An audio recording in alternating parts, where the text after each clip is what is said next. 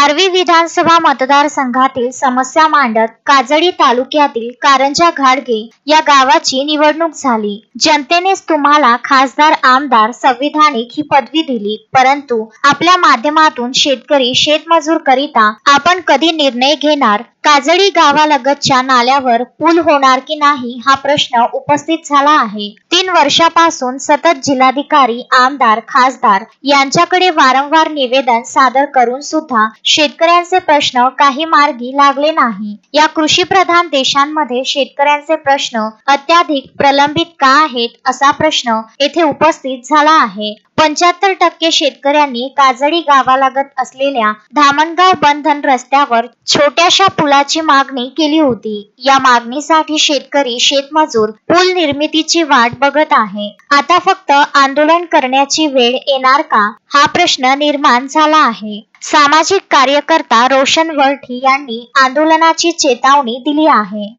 नमस्कार मित्रांनो, मी रोशन वरठी। आर्वी विधानसभा क्षेत्रातील कारंजा तालुक्यातील एक छोटंसं काजळी गाव, या गावालगत एक छोटासा नाला आहे। त्या नाल्यावर नेहमी पूर येतो पावसाळ्यामध्ये। त्या संदर्भात आम्ही आमदार साहेब, खासदार साहेब, वर्धा कलेक्टर मॅडम यांच्याकडे आम्ही सतत निवेदन सादर केलेलं आहे, परंतु अद्यापही त्या निवेदनाची दखल यांनी घेतलेली नाहीये। 3 वर्षापासून आम्ही या पुलासाठी पाठपुरावा करत आहे, परंतु या पुलाच्या मागणीकरता कोणी दखल घेत नाहीये। आमची एक विनंती आहे प्रशासनाला, या कृषी प्रधान देशामध्ये